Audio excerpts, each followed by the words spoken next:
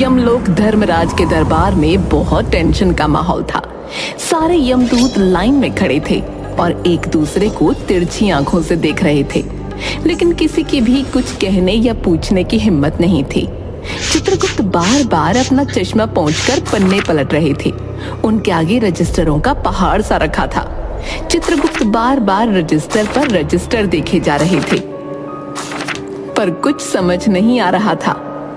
अंततः उन्होंने गुस्से में रजिस्टर को जोर से बंद कर दिया। धर्मराज, रिकॉर्ड तो सब ठीक है, परंतु कुछ समझ नहीं आ रहा। कहना क्या चाहते हो चित्रगुप्त? मुझे तो ये समझ नहीं आ रहा कि आप इतने लापरवाह कैसे हो सकते हैं। धर्मराज, अब इसमें मेरी क्या गलती है? मैंने तो अपना काम सही तरीके से किया, यमदूत को सही समय पर धरती पर भेज दिया। आप धरती वासियों की तरह बात ना करें। क्या आपका वर्क प्रोफाइल इतना ही है? और अगर आपने अपना प्रोफाइल पूरी तरह से जानना ही है तो सुनिए, सारे रिकॉर्ड मेंटेन करना, सबके पाप पुण्य का हिसाब किताब लिखना और तय समय पर यमदूत को उनके प्राण लेने के लिए धरती पर भेजना, और यमदूत अपना पूरा काम करके सही समय पर यमलोक वापस आ जाएं। ये सारे कार्य आपके वर्क प्रोफाइल में आते हैं।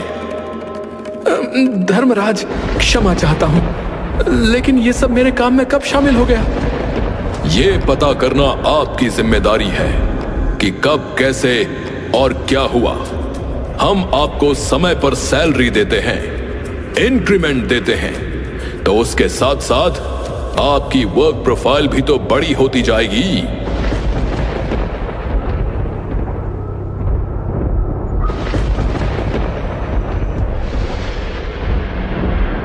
धर्मराज, मनसुख के प्राणों ने 5 दिन पहले ही उसके शरीर को छोड़ दिया था और वो यमदूत के साथ यमलोक के लिए निकल चुका था।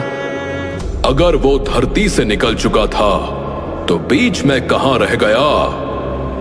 धर्मराज, यही तो समझ नहीं आ रहा कि वो कहां रह गया।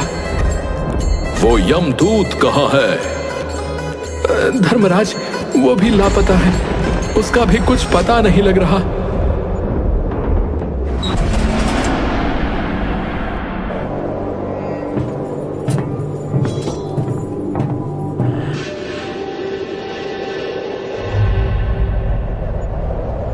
अरे, आ गए तुम? कहां रह गए थे इतने दिन? और ये बताओ, उस मनसुख के प्राण कहां हैं? दयानिधि, क्षमा करें, मुझे तो खुद समझ में नहीं आ रहा। आज तक मैंने कभी धोखा नहीं खाया, पर उस मनसुख के प्राणों ने मुझे चकमा दे दिया। साफ साफ बताओ, हुआ क्या है? महाराज, 5 दिन पहले जब मैं मनसुख के प्राण लेकर इस लोक की यात्रा के लिए निकला, तभी कुछ क्षणों के बाद ही एक तीव्र वायु तरंग उठी और वो मेरे चंगुल से छूटकर न जाने कहां गायब हो गया। गायब हो गया? गायब हो गया का क्या मतलब है? दयानिधि, पिछले 5 दिनों से मैंने सारा ब्रह्मांड छान डाला, पर उस मनसुख के प्राणों का कहीं पता नहीं चला। मूर्ख, प्राणों को लाते लाते बूढ़ा हो गया, फिर भी एक मामूली बूढ़े आदमी के प्राण ने तुझे चकमा दे दिया। महाराज, मेरी सावधानी में बिल्कुल कसर नहीं थी। मेरे इन अभ्यस्त हाथों से अच्छे अच्छे वकील भी नहीं छूट सके, पर इस बार तो कोई इंद्रजाल ही हो गया होगा जो इस मनसुख के प्राण मेरे हाथों से छूट गए। महाराज, आजकल पृथ्वी पर इस प्रकार का व्यापार बहुत चला है। लोग दोस्तों को कुछ चीज भेजते हैं और उसे रास्ते में ही रेलवे वाले उड़ा लेते हैं। पार्सलों में से कपड़े गायब हो जाते हैं और वही कपड़े अफसर के शरीर पर नजर आते हैं। एक बात और हो रही है, राजनीतिक दलों के नेता विरोधी दलों के नेताओं को उड़ाकर बंद कर देते हैं। मुझे तो लगता है कि मनसुख के प्राणों को भी किसी विरोधी ने मरने के बाद उड़ा लिया। आपकी भी रिटायर होने की उम्र आ गई है। भला उस मनसुख जैसे भूखे नंगे को कौन ले जाएगा? और उससे किसी को क्या लेना देना होगा।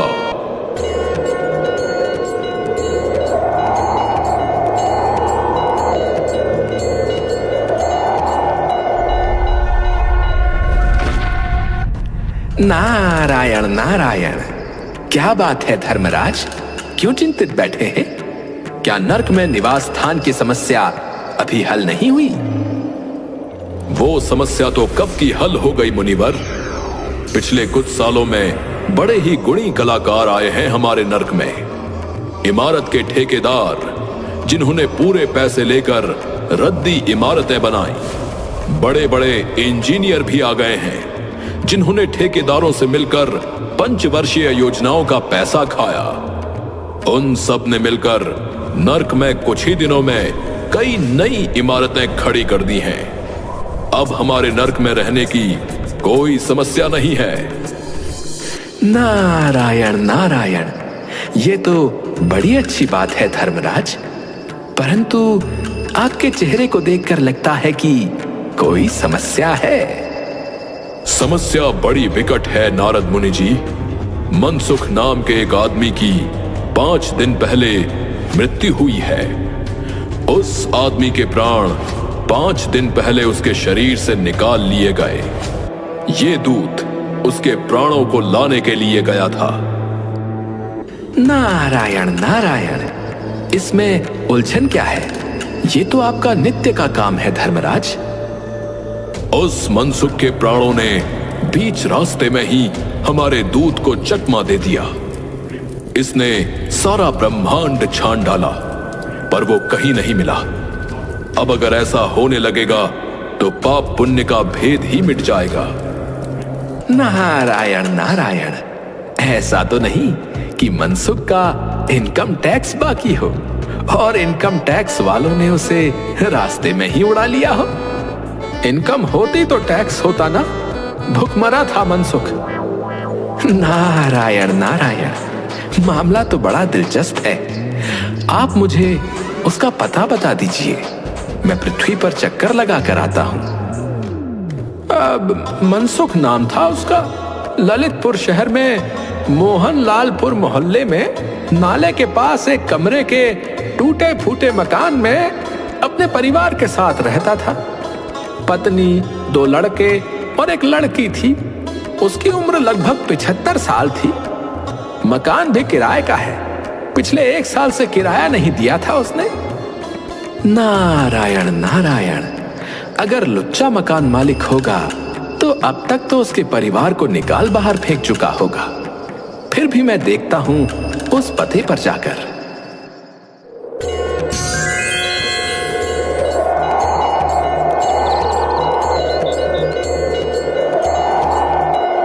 नारद मुनि चित्रगुप्त के बताए हुए पते पर जाते हैं और माँ बेटी का रोना सुनकर दरवाजे के बाहर से ही समझ जाते हैं कि मनसुख का घर यही है। नारद मुनि दरवाजे से आवाज लगाते हैं, नारायण नारायण, घर में कोई है क्या?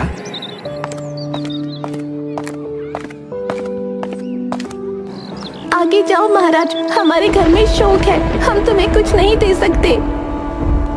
नारायण नारायण, मुझे भिक्षा नहीं चाहिए बच्ची। मुझे तुम्हारे पिता मनसुख के बारे में कुछ पूछताछ करनी है। जरा अपनी माँ को बाहर बुला दो।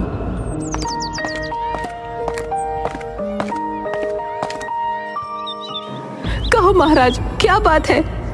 नारायण नारायण, माताजी, मनसुख को क्या बीमारी थी? क्या बताऊं, गरीबी की बीमारी थी मनसुख को।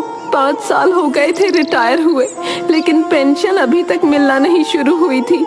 हर 15 दिन में एक दरख्वास्त देते थे, पर वहां से कोई जवाब नहीं आता था। इन 5 सालों में सब गहने बेचकर हम लोग खा गए, फिर बर्तन बिके, अब कुछ नहीं बचा था। चिंता में घुलते घुलते और भूखे मरते मरते उन्होंने दम तोड़ दिया। अब कुछ भी नहीं बचा, यही बीमारी थी उन्हें। नारायण नारायण, उनकी इतनी ही उम्र थी माताजी? उम्र तो बहुत थी, 5,000 से 6,000 रुपए महीना पेंशन मिलती तो कुछ और काम कहीं करके गुजारा कर जाते, पर क्या करें, 5 साल का समय कम नहीं होता है। अभी तक एक कौड़ी भी नहीं मिली पेंशन की हमें। नारायण नारायण। हाँ माता, तुम सही कह रही हो। महाराज, आप तो साधु हैं, सिद्ध पुरुष लगते हैं। कुछ ऐसा नहीं कर सकते कि उनकी रुकी हुई पेंशन मिल जाए, इन बच्चों का पेट भर जाए। नारायण नारायण। साधुओं की बात कौन मानता है माता। मेरा यहाँ कोई मठ तो है नहीं, फिर भी मैं तुम्हारे लिए सरकारी दफ्तर जाऊंगा और कोशिश करूंगा कि मनसुख की पेंशन तुम्हें मिलना शुरू हो जाए।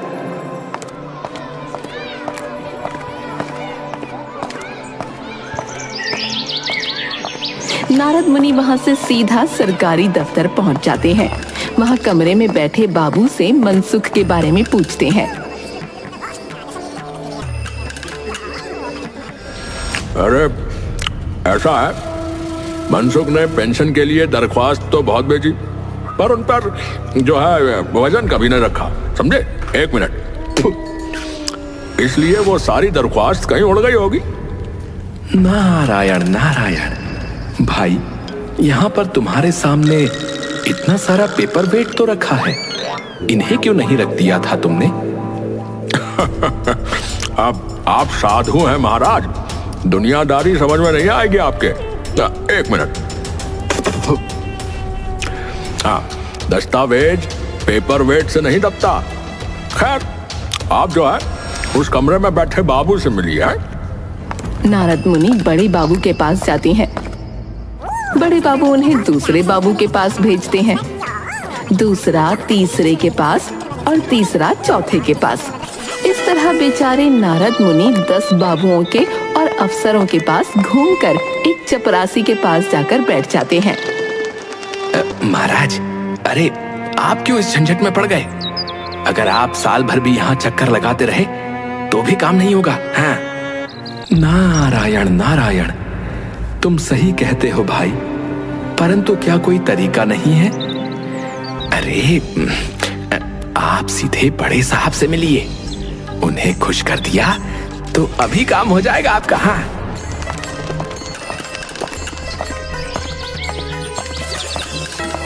नारद मुनि सीधे बड़े साहब के कमरे में पहुंच जाते हैं। बाहर बैठा चपरासी नींद ले रहा था, इसलिए नारद मुनि को किसी ने नहीं रोका।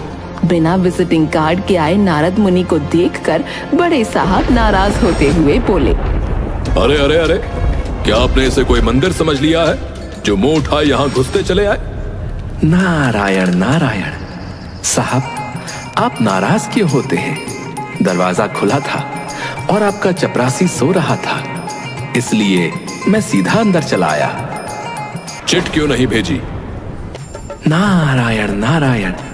कैसे भेजता साहब? चपरासी जो सो रहा था आपका। क्या काम है? नारद मुनि ने मनसुख का पेंशन केस बतलाया। आप तो बैरागी हैं, दफ्तरों के रीति रिवाज नहीं जानते। असल में मनसुख ने गलती की। नारायण नारायण। कैसी गलती की मनसुख ने? बड़े साहब, मैं उस गलती को सुधार सकता हूँ क्या? भाई, ये भी एक मंदिर है, यहाँ भी दान पुण्य करना पड़ता है। आप मनसुख के खास मालूम होते हैं। मनसुख की दरख्वास्त उड़ रही है, उन पर वजन रखिए। वजन वजन वजन। नारायण नारायण। मतलब यहाँ समस्या वजन की खड़ी हो रही है। कितने किलो का वजन रखना होगा? आप मुझे बताइए, मैं बाहर से उतने किलो की ईंट लाकर रख देता हूँ। भाई, सरकारी पैसे का मामला है। पेंशन का केस बीसीओ दफ्तरों में जाता है, देर लग ही जाती है। बीसीओ बार एक ही बात को 20 जगह लिखना पड़ता है, तब पक्की होती है पेंशन। जितनी पेंशन मिलती है उतने की स्टेशनरी लग जाती है। समय तो लगता है इन कामों में। हाँ, काम जल्दी भी हो सकता है, मगर आगे कुछ बोलते बोलते बड़े साहब रुक जाते हैं। नारायण नारायण। कहिए बड़े साहब, मगर क्या? मगर वजन चाहिए। आप समझे नहीं? जैसे आपकी ये सुंदर वीणा है, इसका भी वजन मनसुख की दरख्वास्त पर रखा जा सकता है। मेरी लड़की गाना बजाना सिखाती है, ये वीणा मैं उसे दे दूंगा। साधु संतों की वीणा से तो और अच्छे स्वर निकलते हैं। नारद मुनि अपनी वीणा छीनते देख जरा घबराए, पर फिर संभल कर उन्होंने वीणा टेबल पर रखकर कहा, ये लीजिए, अब जरा जल्दी मनसुख की पेंशन का ऑर्डर निकाल दीजिए। बड़े साहब ने प्रसन्नता से उन्हें कुर्सी दी, वीणा को एक कोने में रखा और घंटी बजाई। चपरासी आया। मनसुख के केस की फाइल लाओ। थोड़ी देर बाद चपरासी मनसुख की 100-150 दरख्वास्तों से भरी फाइल लेकर आ गया। उसमें पेंशन के कागजात भी थे। क्या नाम बताया साधु महाराज आपने? मनसुख नाम है, मनसुख। कौन पुकार रहा है मुझे? पोस्टमैन आया है क्या? लगता है पेंशन का ऑर्डर आ गया। नारद मुनि चौंक जाते हैं, परंतु दूसरे ही क्षण बात को समझ जाते हैं। नारायण नारायण, मनसुख, क्या तुम मनसुख के प्राण हो? हाँ, मैं मनसुख का प्राण हूँ भाई। नारायण नारायण, मैं नारद हूँ, मैं तुम्हें लेने आया हूँ। चलो, स्वर्ग में तुम्हारी प्रतीक्षा हो रही है। मुझे नहीं जाना, मैं तो पेंशन की दरख्वास्तों पर अटका हूँ। यही मेरा मन लगा है। मैं अपनी दरख्वास्त को छोड़कर नहीं जा सकता साहब, क्योंकि मुझे जो है पेंशन चाहिए। साधु महाराज, ये लीजिए, मनसुख के पेंशन के कागज साइन हो गए। अगले महीने से मनसुख को पेंशन मिल जाया करेगी। नारायण नारायण, पेंशन मनसुख को कैसे मिलेगी? जैसे बाकियों को मिलती है, वैसे ही मनसुख को भी उसकी पेंशन मिल जाएगी। नारायण नारायण, उसके प्राण तो अब धरती पर हैं ही नहीं। मतलब? नारायण नारायण, वो स्वर्ग सिधार गया अपनी पेंशन का इंतजार करते करते। ओहो, अब ये तो बड़ा बुरा हुआ। भगवान उसकी आत्मा को शांति दे। मेरे प्राणों को तभी शांति मिलेगी जब ये पेंशन देंगे। हाँ, नारायण नारायण साहब, अब तो पेंशन मनसुख की पत्नी को मिलेगी ना? हाँ हाँ, जरूर मिलेगी। बस उसके लिए एक दरख्वास्त देनी होगी। क्या कहा? एक और दरख्वास्त? बड़े साहब, उसके बाद कितना समय लगेगा उसमें? नारद मुनि, आप वापस जाइए। हाँ, मैं तुम्हें साथ लेके जाऊंगा। फिर तो आप भी मेरी तरह एक फाइल देख लीजिए। अब पेंशन का केस है, बीसियों दफ्तरों में जाता है, देर लग ही जाती है। बीसियों बार एक ही बात को 20 जगह पर लिखना पड़ता है, तब पक्की होती है पेंशन। जितनी पेंशन मिलती है उतने की स्टेशनरी लग जाती है। समय तो लगता है इन कामों में, लेकिन आप परेशान मत होइए, क्योंकि अब आपको तो पता ही है कि काम जल्दी कैसे होता है। वैसे आप बहुत समझदार हैं। ये सुनते ही मनसुख के प्राण उसी पेंशन की फाइल में वापस चले जाते हैं और बेचारे नारद मुनि नारायण नारायण करते करते बेहोश हो जाते हैं।